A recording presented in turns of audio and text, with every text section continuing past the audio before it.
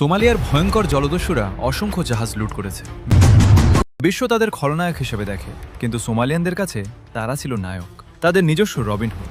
এই পরিস্থিতিতে সবচেয়ে কঠিন কাজ হলো জাহাজের কাছে পৌঁছানো, দড়ি আটকানো এবং জাহাজের উপরে ওঠা। এই প্রচেষ্টা সবসময় সফল হয় না। স্থানীয় সোমালিয়ান গোষ্ঠীগুলোর দুর্বৃত্তদের সেখানে বর্জ্য ফেলার অনুমতির বিনিময়ে অস্ত্র দেওয়া হয়েছিল। এটি বর্জ্যের বিনিময়ে বন্দুক নামে পরিচিত। যেখানে কিছু দেশ তাদের নাগরিকদের বিভক্ত করতে ধর্ম ও জাতি ব্যবহার করে, সেখানে সোমালিয়ার স্বৈরশাসকরা এটি করার জন্য গোষ্ঠীগত পরিচয় ব্যবহার করে। সারা দেশে খাদ্য ও কর্মসংস্থানের অভাব এতটাই তীব্র ছিল যে এই তরুণদের জন্য জলদস্যুতা তাদের পরিবারের ভরণপোষণ এবং নিজেদের খাওয়ানোর একমাত্র উপায় হয়ে ওঠে। হ্যালো বন্ধুরা, 2009 সালের 8ই এপ্রিল আমেরিকান পতাকাবাহী একটি জাহাজ ভারত মহাসাগর দিয়ে যাচ্ছিল। জাহাজটির নাম ছিল ম্যারস্ক অ্যালাবামা। এটি কিছু মানবিক সাহায্য সামগ্রী নিয়ে ওমান থেকে কেনিয়ার দিকে যাচ্ছিল। যখন এটি সোমালিয়ার উপকূল থেকে প্রায় 440 কিলোমিটার দূরে ছিল, হঠাৎ জাহাজের রাডারে কিছু আলো দেখা গেল। জাহাজের নাবিকরা তাদের রাডার দিয়ে এলাকাটি স্ক্যান করে দেখল যে একটি ছোট নৌকা জাহাজের দিকে এগিয়ে আসছে। তখন তারা শুধু একটাই কথা ভাবতে পারছিল, আবারও না। আসলে গত 24 ঘন্টায় তাদের জাহাজের কাছে এরকম নৌকা দুবার এসেছিল, কিন্তু তারা পালাতে সক্ষম হয়েছিল। কিন্তু এবার নৌকাটি কাছে আসতেই তারা জাহাজের রেডিওতে একটি বার্তা পেল। সাধারণত এই পরিস্থিতিতে এই ধরনের নৌকা থেকে বাঁচতে জাহাজগুলো তাদের গতি বাড়িয়ে দেয়, কিন্তু সমস্যা হলো এটা কেবল তখনই কাজ করে যখন জলদস্যুরা অনেক দূরে থাকে। কারণ এত বড় একটি জাহাজের সর্বোচ্চ গতি 18 থেকে 20 নটের বেশি হতে পারে না। আর স্পিড বোটে থাকা সোমালি জলদস্যুরা সহজেই 25 নটেরও বেশি গতিতে চলতে পারে। জলদস্যুদের নৌকাটিকে এত কাছে আসতে দেখে এই জাহাজের ক্যাপ্টেন রিচার্ড ফিলিপস বিপদ সংকেত বাজিয়ে দেন। সবাই জাহাজের নিরাপদ কক্ষের দিকে দৌড়ে গেল। নিজেদের রক্ষা করার জন্য খুব বেশি উপায় ছিল না। জলদস্যুদের জাহাজে ওঠা থেকে বিরত রাখার জন্য তাদের দিকে ছোড়ার মতো কিছু জলের পাইপ ছিল, কিন্তু সেটা খুব একটা কার্যকর ছিল না। কিন্তু শীঘ্রই তারা জাহাজের সাথে একটি মই আটকানো শব্দ শুনতে পেল। প্রথম সোমালি জলদস্যুটি জাহাজে উঠে পড়েছিল। তার কাছে একটি AK-47 রাইফেল ছিল এবং সেটি দিয়ে গুলি করতে করতে সে ক্যাপ্টেন ফিলিপসের গায়ে লাগলো। জাহাজের 19 জন নাবিকের মধ্যে 14 জন নিরাপদ কক্ষে পৌঁছে গিয়েছিল। 2 জন সদস্য লুকিয়ে পড়ল এবং ক্যাপ্টেন ফিলিপস তার 2 সঙ্গীকে নিয়ে ব্রিজে রয়ে গেলেন। ব্রিজ হলো জাহাজের নিয়ন্ত্রণ কেন্দ্র, যেখান থেকে জাহাজটি চালানো হয়। সাধারণত এটি জাহাজের সর্বোচ্চ উঁচু অংশ এবং সামনের দিকে অবস্থিত। জলদস্যুরা জাহাজে ওঠার সাথে সাথেই স্টিয়ারিং হুইলে থাকা কর্ণধার জাহাজটিকে এদিক ওদিক দোলাতে শুরু করল। এর ফলে জলদস্যুদের নৌকাটি ডুবে গেল এবং তারা পালাতে পারল না। মোট 4 জন জলদস্যু সফলভাবে জাহাজে উঠতে পেরেছিল। তাদের নেতা ছিল 18 বছর বয়সী আব্দিওয়ালি আব্দি কাদির মুসি। এই 4 জন ক্যাপ্টেন ফিলিপস ও তার 2 জন নাবিককে ঘিরে ফেলে এবং তাদের দিকে বন্দুক তাক করে। তারা ক্যাপ্টেন ফিলিপসকে বলেছিল যে তারা তাদের হত্যা করতে যাচ্ছে না, তারা শুধু টাকা চায়। তারা জাহাজ থামাতে বলল এবং ক্যাপ্টেন ফিলিপস সব ইঞ্জিন বন্ধ করে দিলেন। জলদস্যুরা অন্য নাবিকদের সম্পর্কে জানতে চাইল এবং ক্যাপ্টেনকে তাদের নিয়ে আসতে বলল। নাবিকদের একজন জাহিদ রেজা জলদস্যুদের বলেছিলেন যে বাকি নাবিকরা সবকিছু ঠিক আছে বলে নিশ্চিত না হওয়া পর্যন্ত তারা বাইরে আসবে না। কিন্তু জলদস্যুদের নেতা মুসি বাকি নাবিকদের দেখতে চেয়েছিল, তাই রেজা তাকে বাকি নাবিকদের কাছে নিয়ে যেতে রাজি হলেন। তবে তিনি বললেন মুসিকে তার বন্দুকটি রেখে যেতে হবে। মুসি এতে রাজি হলো এবং 2 জন নিচে নামতে শুরু করলো।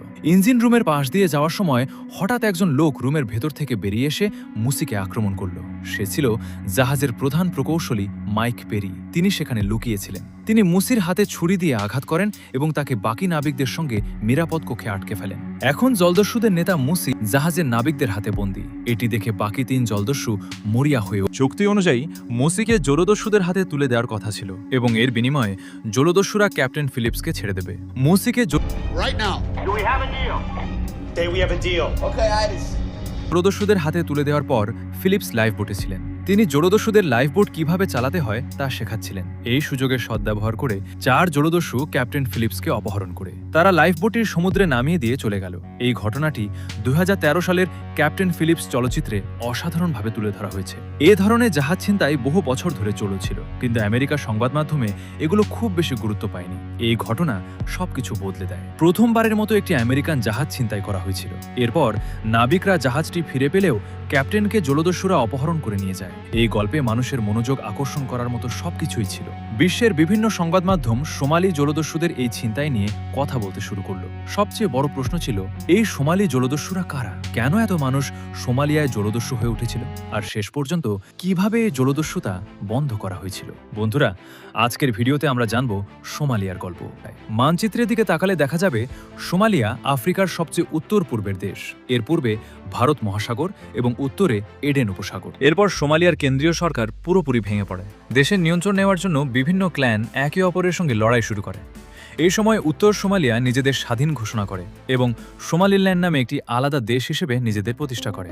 আজও এই দুটি অঞ্চল অনেকটা আলাদাভাবে পরিচালিত হয়, তবে বিশ্বের অধিকাংশ দেশ সোমালিল্যান্ডকে স্বাধীন রাষ্ট্র হিসেবে স্বীকৃতি দেয় না। 1991 সালের গৃহযুদ্ধ, অনাহার ও রোগের কারণে মাত্র এক বছরের মধ্যে সোমালিয়ায় প্রায় 3,50,000 মানুষ মারা যায়। আর এই সময় থেকেই সোমালি জলদস্যুদের উত্থান শুরু হয়। আসলে সোমালিয়ার সমুদ্র অঞ্চল সামুদ্রিক জীববৈচিত্র্যের দিক থেকে অত্যন্ত সমৃদ্ধ। এখানে রয়েছে অসংখ্য সুন্দর প্রবাল প্রাচীর এবং বিভিন্ন ধরনের মাছ। সোমালিয়ার উপকূলে মাছের ঘনত্ব অনেক বেশি। বিশেষ করে টুনা, সার্ডিন, চিংড়ি এবং রে মাছ প্রচুর পরিমাণে পাওয়া যায়। দেশে অস্থিতিশীলতা বাড়ার সঙ্গে সঙ্গে অনেক বিদেশি মাছ ধরার জাহাজ এই সুযোগের সুবিধা নিতে শুরু করে। বিদেশিরা অবৈধভাবে টুনা মাছ ধরতে শুরু করে। 2006 সালে জাতিসংঘের একটি প্রতিবেদনে বলা হয়, কেন্দ্রীয় সরকার ভেঙে পড়ার পর সোমালিয়ার উপকূলরক্ষী বাহিনীও কার্যত কাজ করা বন্ধ করে দেয়। উপকূলরক্ষী বাহিনী দেশের উপকূলের কাছের সমুদ্র সীমা রক্ষা করে, কিন্তু উপকূলরক্ষী বাহিনী না থাকায় সোমালিয়ার সমুদ্র যেন সবার জন্য উন্মুক্ত হয়ে যায়। বিশ্বের বিভিন্ন দেশের মাছ ধরার জাহাজ সেখানে এসে অবৈধভাবে সোমালিয়ার সামুদ্রিক সম্পদ নিয়ে যেতে শুরু করে। এর ফলে স্থানীয় সোমালি জেলেদের জীবিকা হুমকির মুখে পড়ে। জাতিসংঘের ওই প্রতিবেদনের হিসাব অনুযায়ী প্রতি বছর সোমালিয়ার উপকূল থেকে প্রায় $30 কোটি মূল্যের সামুদ্রিক সম্পদ চুরি হয়ে যাচ্ছিল। আরও বেশি মাছ ধরার জন্য বিদেশি জাহাজগুলো ইস্পাতের তৈরি টেনে নেওয়া মাছ ধরার জাল ব্যবহার করত। ভিডিওতে আপনারা দেখতে পারেন কিভাবে এর ফলে প্রবাল প্রাচীর ক্ষতিগ্রস্ত হয়। শুধু মাছই নয়, এর সঙ্গে সোমালিয়ার উপকূলীয় মানুষের ভবিষ্যৎ জীবিকাও হুমকির মুখে পড়ে। দরিদ্র সোমালি জেলেদের কাছে এই বিদেশি জাহাজগুলোর সঙ্গে প্রতিযোগিতা করার মতো উন্নত প্রযুক্তি ছিল না। তার উপর যখন তারা বিদেশি জাহাজগুলোর বিরুদ্ধে অভিযোগ করত, তখন বিদেশি জেলেরা তাদের দিকে গুলি ও জলকামান ব্যবহার করত। কিন্তু সমস্যার এখানে শেষ ছিল না। এর পাশাপাশি বিদেশি কোম্পানিগুলো সোমালিয়ার উপকূলে বিষাক্ত শিল্পবর্জ্য ফেলা শুরু করে। 1980-এর দশক থেকেই ইউরোপীয় কোম্পানিগুলো উত্তর সোমালিয়ায় ইউরেনিয়াম, সীসা, ক্যাডমিয়াম ও পারদের মতো বিষাক্ত পদার্থ ফেলছিল। কিন্তু 1991 সালে সরকার ভেঙে পড়ার পর এই প্রবণতা বহুগুণ বেড়ে যায়।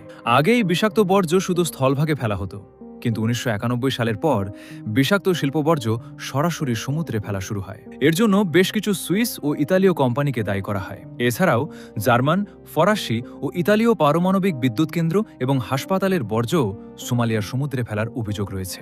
এখানে দুটি কোম্পানির নাম উল্লেখ করা যায়, সুইস কোম্পানি আখাইর অ্যান্ড পার্টনার্স এবং ইতালীয় কোম্পানি প্রোগ্রেসো SRL। সরকারিভাবে এগুলো নিজেদের দেশে বর্জ্য ব্যবস্থাপনা কোম্পানি হিসেবে নিবন্ধিত ছিল, কিন্তু বাস্তবে এগুলো বর্জ্য পাচারের সঙ্গে যুক্ত ছিল বলে অভিযোগ রয়েছে। কারণ ইউরোপে বর্জ্য সঠিকভাবে নিষ্পত্তি করার খরচ ছিল সোমালিয়ায় অবৈধভাবে ফেলে দেওয়ার চেয়ে প্রায় 400 গুণ বেশি।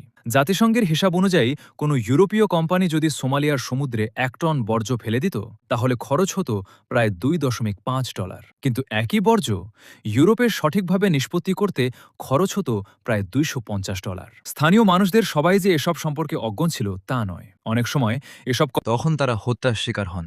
এই সাংবাদিকরা বর্জ্যের বিনিময়ে বন্দুক বাণিজ্যের প্রমাণ সংগ্রহ করেছিলেন এবং ধারণা করা হয় এই কারণেই তাদের হত্যা করা হয়েছিল।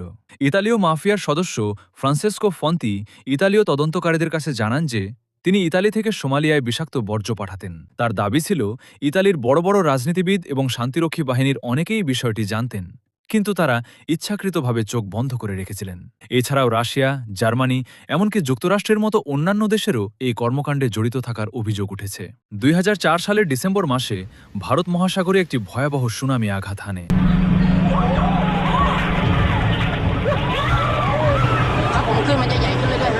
এই সুনামির কারণে সোমালিয়ার সমুদ্রের বিষাক্ত বর্জ্যের কন্টেইনারগুলো ভেঙে যায় এবং বর্জ্য উপকূলে পৌঁছে যায়। সোমালিয়ায় সুনামির কারণে প্রায় 150 জন মানুষ মারা যায়। The lives of some 150 people in Somalia and poisoned the precious little water supply. এবং মানুষের অতি সামান্য পানির উৎস বিষাক্ত হয়ে পড়ে। অনেক গ্রামে মানুষ অসুস্থ হতে শুরু করে। তাদের মধ্যে তীব্র শ্বাসযন্ত্রের সংক্রমণ, কাশি, মাড়ি ও মুখ থেকে রক্তপাত, মস্তিষ্কে রক্তক্ষরণ এবং ত্বকে অস্বাভাবিক ফুসকুড়ির মতো সমস্যা দেখা যায়। অনেক ক্ষেত্রে মানুষ মারা যায়। তখন এক স্থানীয় চিকিৎসক বলেছিলেন তার পুরো কর্মজীবনে তিনি এর আগে কখনো এত মানুষকে ক্যান্সারে আক্রান্ত হতে দেখেননি যত মানুষকে সেই 1 বছরে দেখেছিলেন। এবার একজন সাধারণ সোমালি নাগরিকের দৃষ্টিকোণ থেকে পরিস্থিতিটা কল্পনা করুন। দেশে গৃহযুদ্ধ চলছে, দারিদ্র্য ও অনাহার রয়েছে, তার ওপর অবৈধ মাছ ধরার কারণে পর্যাপ্ত মাছ পাওয়া যাচ্ছে না। এরপর বিষাক্ত বর্জ্য তাদের এবং তাদের পরিবারকে অসুস্থ করে তুলছে। অবশ্যই সোমালিয়ার মানুষ, বিশেষ করে সোমালি জেলেরা, তাদের দেশের সমুদ্রসীমায় এই অনুপ্রবেশ মেনে নিতে পারেনি। তারা নিজেরাই দেশের জলসীমা ও সম্পদ রক্ষার দায়িত্ব নিতে শুরু করে। ধীরে ধীরে তারা একসঙ্গে টহল দিতে শুরু করে। যখনই কোনো বিদেশি অবৈধ মাছ ধরা জাহাজ দেখতে পেত, তারা আজকের ভিডিও এখান পর্যন্ত আমরা, আর পরবর্তী পার্টি নিয়ে আসবো আগের রোববার ভিডিও। যদি ভালো লেগে থাকে তাহলে চ্যানেলকে সাবস্ক্রাইব করে দিন এবং একটি লাইক করে দিন। আপনারা সবাই ভালো থাকবেন, সুস্থ থাকবেন। আসসালামু আলাইকুম রহমতুল্লাহ বরকাতুহু।